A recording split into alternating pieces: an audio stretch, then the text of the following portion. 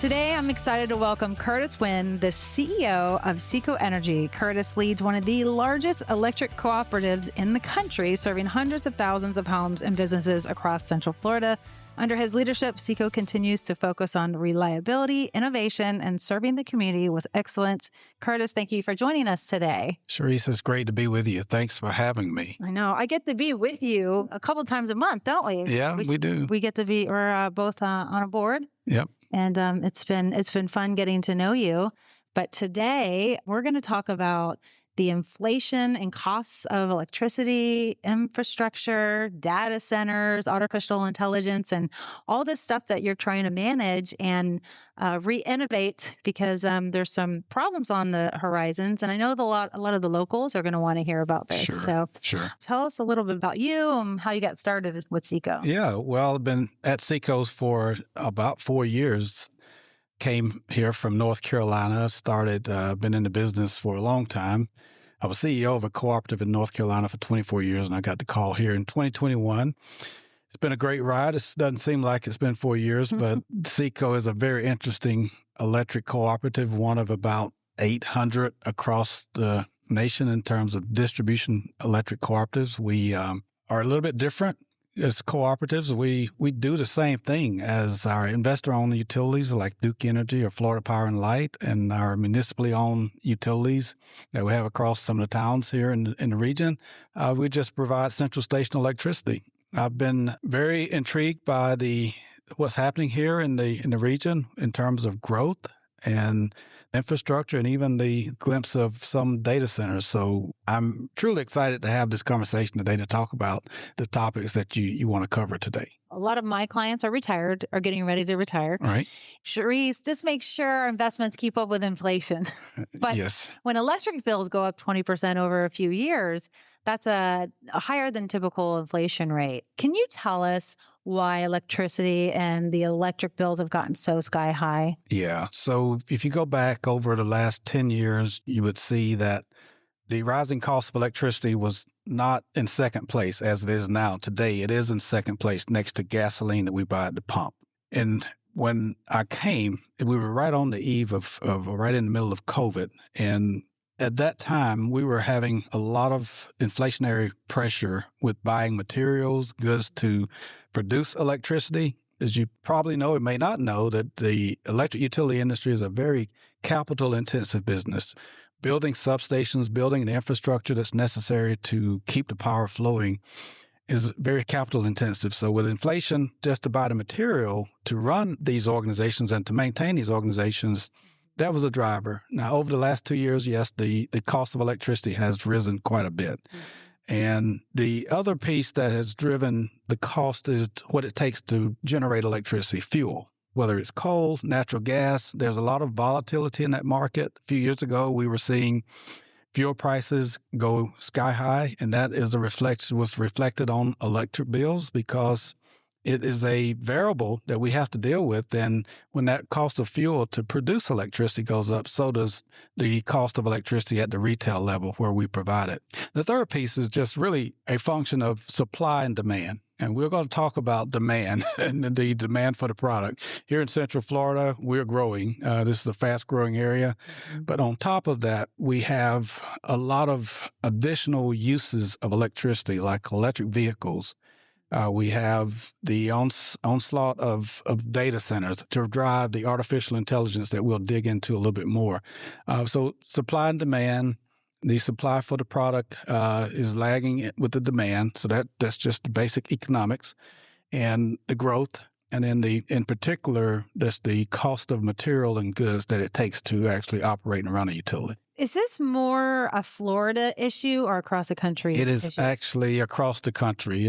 Florida is not unique. Just in general, across the nation, we're seeing the same types of increases and inflationary pressures that we're seeing here in Florida. You know, you did a presentation. You have a way of making things very simplified. And one thing that never dawned on me is that you said, we are unique here in Florida because we can only pull energy in two directions, north and south, but really from the north. Right. Because the east and west, it's all coastal, where all the other states can go north, south, east, and west. Yes. Is that also troubling when it comes to the cost of electricity in Florida too? Well, your options are limited. And when we're on a peninsula, and you said energy, and I'm glad you said energy, because it's not just the transmission facilities to bring electric power to the region. It's also the fuel that it takes to generate electricity, the pipelines for natural gas. They have that same characteristic. There's one way in, and there's not as many options to pull natural gas into this region. So your options are fewer. And that is a factor because we are in a peninsular state and we have this limited ability to go to other options to purchase the things that we need to generate electricity. It never dawned on me how hard that was. And so you're pulling energy. How far up north do you pull energy from to bring it down here? We use two major forms. One is natural gas, and much of that comes from Louisiana. Gosh. That is probably the primary area where we pull from some of the natural gas availability that's in that region. And we go as far north as some of the southern or Midwestern states to bring energy into the region. That is amazing to me. See, I know nothing about energy and electricity until I met you. And now it's like, wow. Yeah. Future projections. What does this mean for just the average person who's just trying to pay at the gas pump and their electric bill and the food bill? I wish I could say that it was going to level out, but from what we see now is just the mere fact that demand is increasing. It doesn't help that we've got a conflict that's going on right now with a big portion of the supply of fuel, and that could very well impact the cost of things as relates to fuel prices to get things moving and this to do the job that we have to do to generate electricity and distribute electricity. So if I had a crystal ball, I'd tell you, but I'm going to just take the safe route and say that I don't see it making a turn or getting better. Well, the inflation is definitely an affordability issue for, whether you're retiring or not retiring. Right. So it's always a big concern for everyone. I want to lead right into infrastructure. SECO, the infrastructure, what does that mean for the people locally? How does it hurt them? How's it going to help them in the long run? Sure. So let's go back. Can I go back to affordability? Yes. Because the price of the product is increasing, but most utilities, and especially SECO Energy, we are very intentional about helping our members, many of whom fall into that category who are in those retirement years where they've got their plans already set. They know what their budget is. So when there's inflationary pressure, we think there's also a higher need for a greater need for our members. We call our customers members at an electric cooperative to conserve energy and to find ways to reduce the consumption of energy and still maintain the comfort level that they deserve to have in their homes. So there are a lot of things on our website that can help with energy efficiency tips. We're putting in programs to engage with our members who are also the owners of our utility to help us reduce that cost by just paying attention to things like the time of day that you use some of those high consumption appliances in your home. Okay. Those things can help SECO reduce its costs. And then in turn, that can help reduce some of the inflationary pressures that we're getting from all of these things that we've talked about. So I want to make sure that the audience understands that there is an effort on the utilities part to help level out some of these inflationary pressures. And we also realize that it's not just your utility bill, the price of grocery, the price of medicine, everything is putting a lot of pressure on our members. And we take that very seriously as a utility, and we want to make sure we do everything that we can to help them reduce that cost. Thanks for explaining that. Is there a time of day that is best to conserve? I mean, I guess midday, right? But I don't really know. Yeah, we don't think about it as just general, regular consumers of the product, but there is a time of day that is best, especially on the extremely hot and extremely cold days. Habitually, as consumers, one of the peak times of the day in the wintertime is in the morning. Because guess what's happening? We're all waking up, we're all washing our hair, we're drying our hair, we might be throwing in a load of clothes that can be ready when we get home. I did all those things this morning. I'm guilty of it too. As someone who's in the business, I find myself early in the morning. Okay. So to specifically answer your question, the busiest time and the highest demand for electricity is early in the morning, say from 5 o'clock in the morning up until about 8 o'clock in the morning. Mm-hmm. We call that the peak time of the day. So there's a huge demand for the product. And then we get home in the afternoons, probably from 4 o'clock until 8 o'clock in the summertime. You know, the kids are getting out of school. We're keeping ourselves comfortable. So if, as a consumer, we can just be cognizant of those 2 times of the day, those 2 periods of the day, and shift some of that consumption to times outside of those 2 time periods, it does save energy. Yeah. As a matter of fact, we have incentives for our members to do that by way of rebates if they reduce that consumption during those really? High peak times. Yeah, such as allowing us to help adjust your thermostat during those times. So the simple program we have, the Smart Connect program, and it allows us to, let's just say this afternoon, as a matter of fact, we know we're going to hit a peak we're starting around 5 o'clock in the afternoon, and it's going to last until probably 6 or 7 tonight.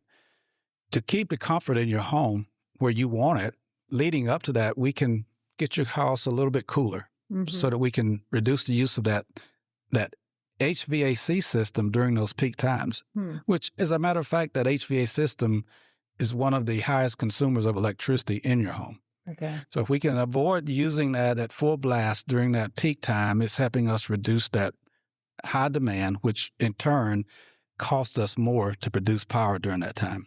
During that time, did the dollars and cents go up too during that consumption hours, those few hours, or is it the same price across the board all day? It is typically the same price across the board. Now, some utilities can introduce what is called a time of day rate, which will incentivize them to not use electricity during that peak time. And it would, in fact, Charisse, charge more during that peak time if you use energy. But it charges you a lot less. So just say if your average per kilowatt hour charge is 12 cents per kilowatt hour, the utility could, for example, charge 6 cents if you use electricity off peak. Mm-hmm. But if you go into that peak time, because you're getting that incentive, it might charge you 20 cents per kilowatt hour if you use on peak. Okay. And that's to help pattern the behavior to use less electricity during those high peak times. Yeah, that's a brilliant idea. But you guys don't do that yet. We offer that rate, but it's voluntary. Oh. So it's not enforced upon the members, so they can voluntarily get on a time of use rate and condition their days, especially someone who may be retired. They might decide, well, from 4 to 6, I'm going to go for a walk. I'm going to do a physical activity outside or go to one of the recreation centers or something. So it is available, but it's not enforced. So if they don't have a time of day rate, what is the cost? Typically 12 to 14 cents in that range. Okay. Typically ours is, I think, about 13 cents per kilowatt hour. That time of day rate seems to make a lot of sense. It does. And unless you have a dinner party. It does. And I think the devil is always in the details, right? And I think where you have to be very disciplined is to make sure you stay off that during that time, because the penalty could be pretty steep, and that could cause a bill shock just in itself. Don't walk out the door forgetting to turn off the lights. Exactly. Or make sure you got a smart app on your phone that you can control those things when you leave. So just as a reminder to our listeners, we have Curtis Wynn, the CEO of SECO Energy, here talking about inflation and the costs of energy today and where we're pulling energy from, and artificial intelligence here soon and data centers. So stay tuned. But you can always check them out at www.secoenergy.com. Yes. And you can find all this information he's talking about there. Yep. So infrastructure, first of all, you start with the generation, how you generate power. Mm-hmm. And that's the G. And then that's done at a power plant. Probably the closest one to us is up in Palatka.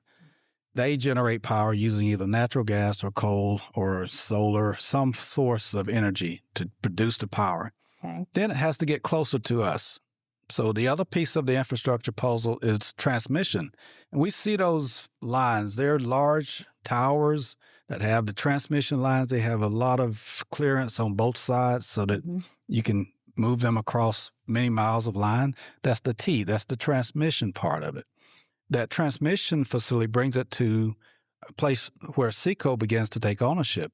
And that's at the substations where the distribution system takes over. And that infrastructure from there is what we do at SECO Energy. We bring power from that transmission facility to our substations. Once it gets there, we own it. Okay. And we take it out to your homes and businesses like we are here today.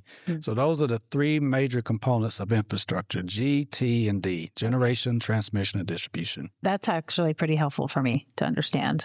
Since we are pulling energy and borrowing energy from other companies and other states, do we build another, I don't think substation, but a power plant? Yeah. Okay. Yeah. Can we do that? Yes. Because that would probably preserve the cost, I assume, because we have the energy flowing a little bit more efficiently. Yeah. And we do studies every year to look at what is our current level of supply that we have available versus what is the anticipated demand for that power. And it's a very long process. When we see that we're getting close to needing more generation and transmission resources, we look at that on normally a 10 to 20 year horizon, because the time in which it takes to build one of those power plants can be 5, 6, 7 years to get permitted to be in running condition. So we anticipate that, and that's very costly. The typical power plant that we talk about is probably in excess of $1 billion to build one of those. Where do you guys get that money? Well, we have to have access to capital. It's just like any other business. We have banks. We have the Rural Utility Services under the U.S. Department of Agriculture, which helps to finance projects for co-ops. But ultimately, the unique thing about electric co-ops is ultimately every investment we make is on the shoulders of our consumers, our members. Okay. Whether we take out a large intensive capital loan, but eventually we have to pay it, but that comes through the rates. And we use those dollars to pay off those debts. Got it. So it's all about the member, and we are very careful to make sure we make smart investments. That's good. That's good. Got to pay attention to those P&Ls every month. Yes, you do. Very much so. So I wanted to kind of jump over to something that I think just incredibly important that I didn't know that you guys had. You guys have your own foundation. Right. And it's funds provided for the community. It helps entities in our community for affordability issues. I'm not really sure in great detail what that means, but I'm sure people would love to know about it. Yeah. So in 2022, SECO Energy, we established a 501c3 foundation, which is a subcomponent but separate part of SECO Energy. And we set up some pretty strict guidelines in terms of how that works. First of all, how do we source it? How do we fund it? Right. It's very simple. Members have the option to round up their electric bill to the next dollar. You see this in a lot of places. I mean, you have restaurants that will give you that option when you check out. So you round it up and they're going to place that extra change, the difference between the actual costs and that next dollar. So it ranges on average about 46 cents per month. Our members volunteer to round up their bills. So we take that extra change and we place it into the foundation. Wow. And that foundation, and I have some numbers here, that foundation year to date or life to date has accumulated almost $4 million in contributions. Wow. Since 2022, just from rounding up. Fantastic. You have to keep in mind, we have 200,000 plus member consumers who are participating. So they do that. On average, it costs them about $6 and some change per year, about 46 cents per month on average. And it goes into the foundation. The foundation has a board that's separate from the SECO Energy Board that governs that helps determine where the distribution goes. And these are the areas that we fund: educational STEM projects, environmental projects, energy-related projects, veterans initiatives, public safety programs, and health and human services type programs. Wow. Now, these are all community-based organizations that fall into these different categories. They have to be a 501c3, and they can apply to, it's on our line. Actually, we have the SECO Energy Foundation has its own website. It can be found, I think it's secoenergyfoundation.com. So if you are a 501c3 and you fall in these categories, you can apply for some sort of affordability there. Right. Oh, I did not know that. Yeah. So we have the foundation, and we also work, when we set up the foundation, one of the major questions was, well, can't we use foundation money to directly assist members with their affordability issues? And the answer came out legally, we can't. So it's almost like being self-serving, if you will. Right. So legally we couldn't do that. But in addition to the foundation, now we have a lot of other organizations within the region who do provide direct support for energy specific bill assistance for members. And we have that whole list of those entities. When a member comes in with a real affordability issue, trouble paying their bill, we refer them to those entities.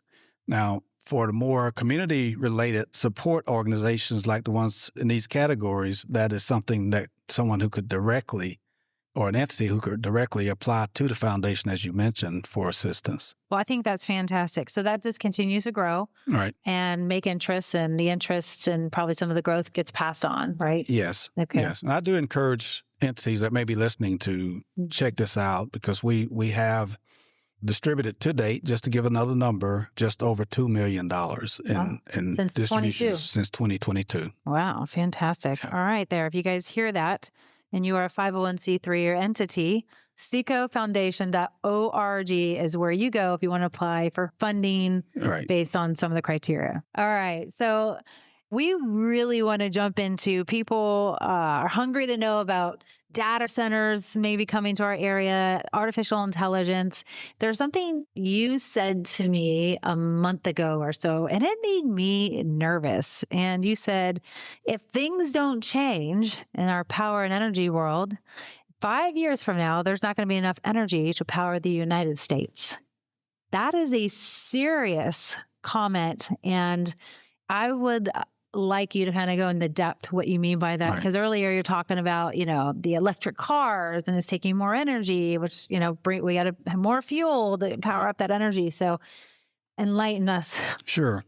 I'll give you an example. I don't want to get too technical here, but this will really help to understand. If we were to meet the demand that comes to us almost on a daily basis or monthly basis, we have requests from hyperscalers. There's a term called hyperscale data centers. Those are just large data centers who are driving AI, some of the Googles of the world. They are requesting data centers that could require 1 gigawatt of electricity. So what does that mean? That means that is just below the entire capacity for SECO Energy as a utility, as a whole, for which it took 85 plus years to get to. Wow. So in one account, that is the request. Now, we do studies. We're responsible. We can't just arbitrarily build capacity like that. It would take years. I think anywhere ranging from 7 to 10 years to build that capacity. And the other thing is that many of the requests that we're seeing are saying we want that in 2 years at max. Right, of course. Not going to happen. But let me say to the audience this. We, and me personally as CEO of SECO Energy and the board of SECO Energy, is completely committed to make sure that we have the power that our members need. And we would not take on a commitment that would jeopardize that. So as these inquiries come, what we're saying is, before we start spending SECO, I mentioned earlier that every dime, quarter we get is on the backs of our members, right? So before we start spending those resources, we're requiring that the inquirer, for us to really do a serious assessment of their request, they have to put up a deposit, or actually a fee. It's not even a deposit. It's the fee that's going to take care of the engineering costs for us to do a study to get on the pathway to get them the power that they need. So we don't say no. We just give the facts of what it would take and how long it would take. And to the members and to the other customers out there who are concerned about that, I think most utilities are following that same pattern to make sure that there's a feasibility study on the front end that says, here's what it's going to take to generate, transmit. Remember, we talked about the resources to generate, transmit, and distribute. Yeah. A gigawatt of power is going to take this to do it. Are you willing, customer, investor, to put up the cost to do that? Because that's $1 billion. Yeah. Yes. So if all that aligns, we are obligated to serve as a utility. We start the process, but they have to put up that commitment. And my point is very clear. We do not in any way plan to jeopardize the reliability that we've worked so hard to create and the cost structure that we try to maintain on a daily basis, all to create the resources to serve one member or one customer. One Google. Yep. One Google. Yeah.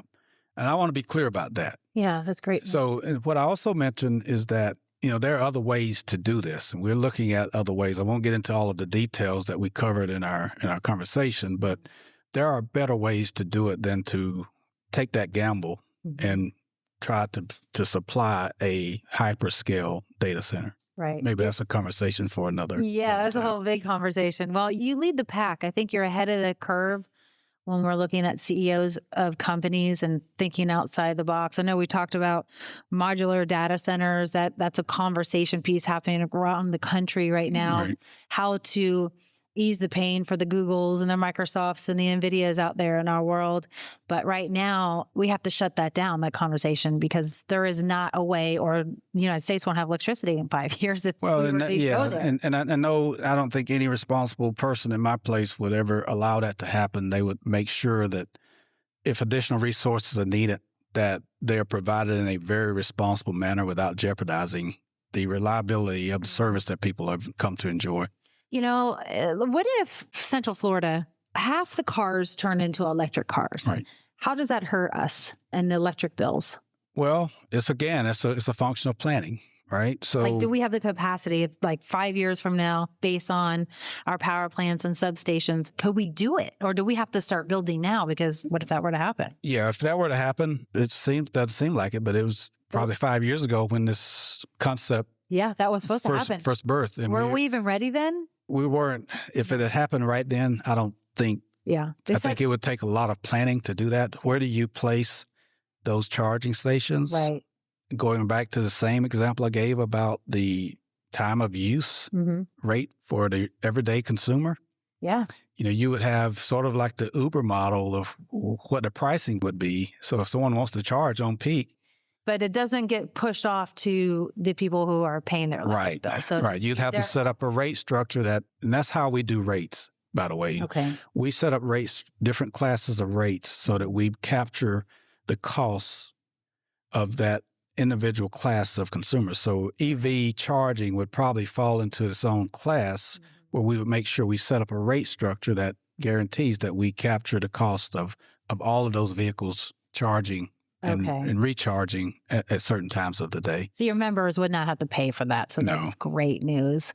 I will say, and you're familiar with this, there's been data centers that have been wanting to move to the Ocala area, but one of the big stopping points is you need a very large body of water to provide them. Right. So I talked to a couple of clients and we're really worried about these data centers and we don't really know what they're all about. We're just worried about our electric bills going up and all that kind of stuff.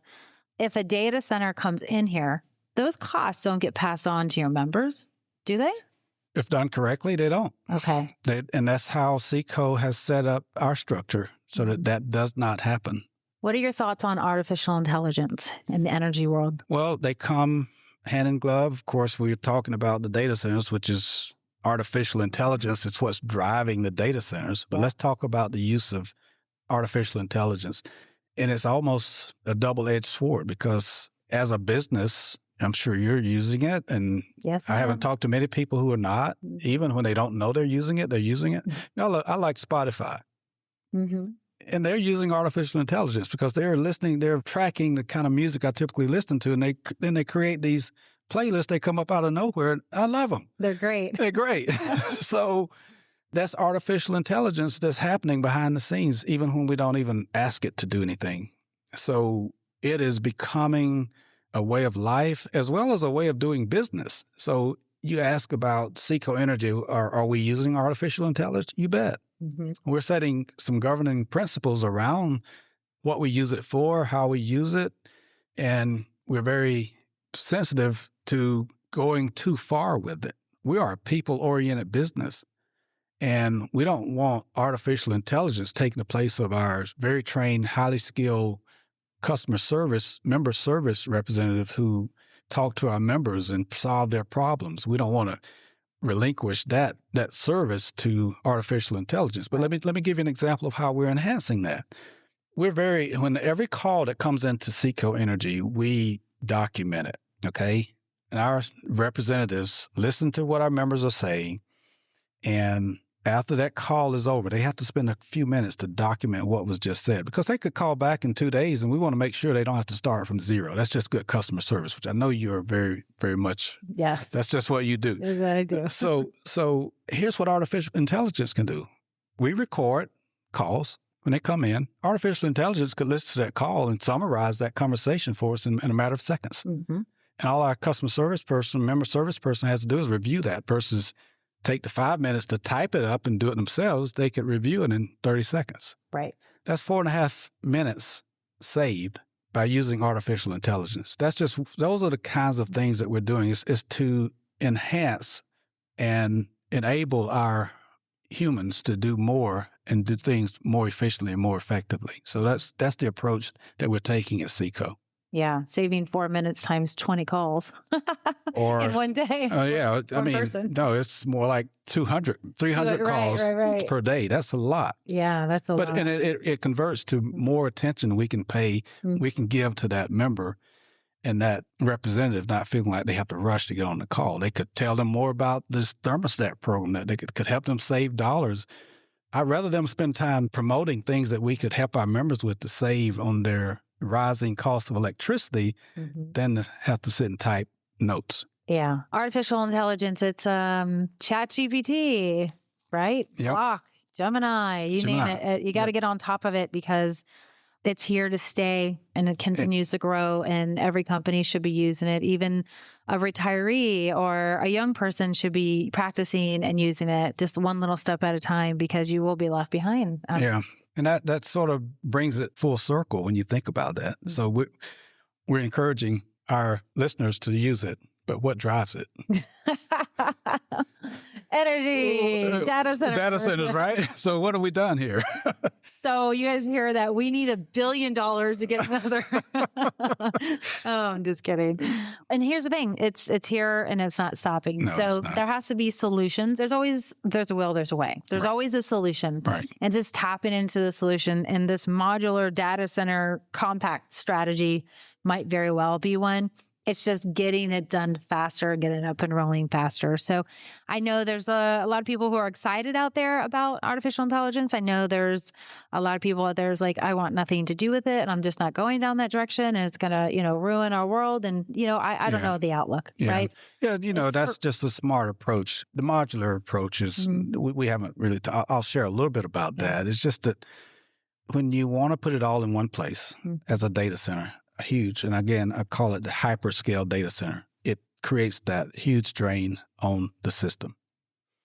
However, if you look at it from a modular approach where you're looking at smaller data centers that can capitalize or utilize the existing excess capacity that we have at SECO Energy, which we have certain times of the day, and in certain places, we have capacity, but we've got to be smart in placing smaller data centers in those areas. Interesting. Versus trying to put a huge data center to cover everything. Yeah. And that is a more efficient way to utilize what we currently have. And that could impact the way we run our business. It could really make us more efficient. I used the truck analogy during the conversation we had in terms of most utilities are driving, if you compare it to a truck, you're moving and transporting goods with a half full truck. And that's typically how utilities have to operate today, because you don't want to fill that truck up too much because you never know when that one spike is going to come that's going to make you hit tilt. Those are the terms I use. So there's a way, I think, coming on the horizon that we can, with this modular data center compact, that we can fill that truck up to 3/4 of the way full, which makes it more efficient to run from point A to point B. Right. No, it makes sense to me.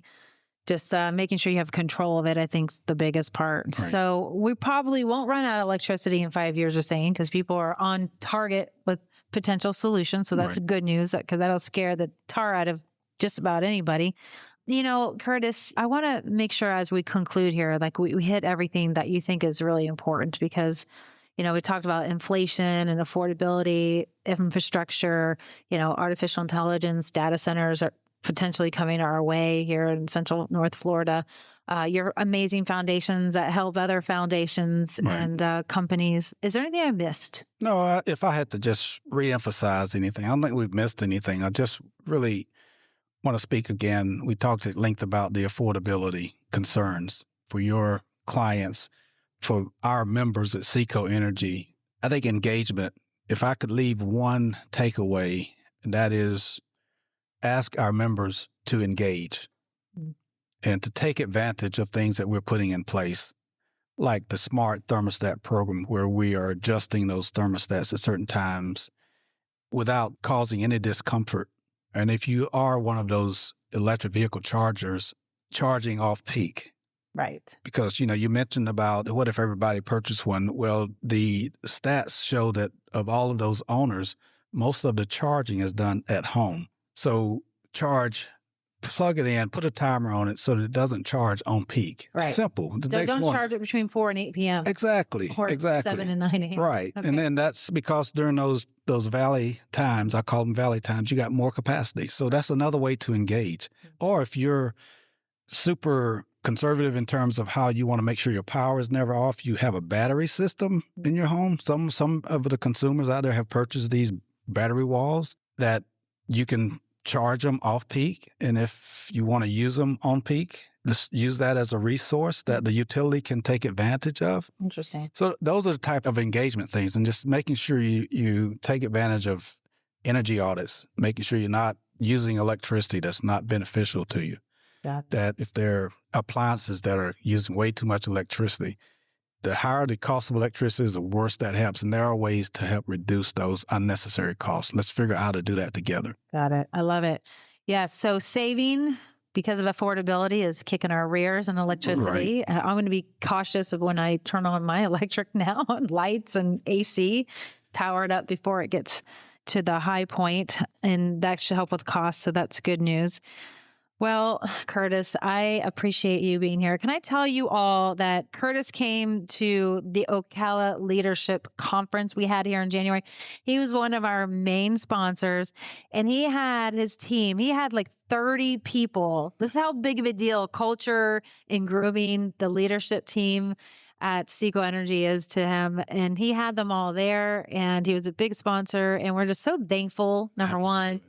And 30 people. You had people coming from Tampa, all over the place. So yes. I'm just impressed with that. And between you and Advent, I mean, you guys are almost tied up with how many people you had there, which was incredible. That's good company. Leadership. That's good company to be in. Advent is a very well-run organization. So to be in that in the same category with them, that's awesome. But it just says what we, if I can put a plug in about what we at SECO Energy, when we don't just say our people are our greatest resource, we got to put action behind that. So making those types of investments is going to pay itself off. You will not believe just the reaction that everybody's come back with. They've come to me and thanked me for you and all of the folks who put that together doing it. That is an amazing asset to this region. So I say back at you, to you guys who put this together, and let you know how much we appreciate it. And we'll be back the next time. Awesome. Yeah, we had a great team there. And for those who are listening, it was where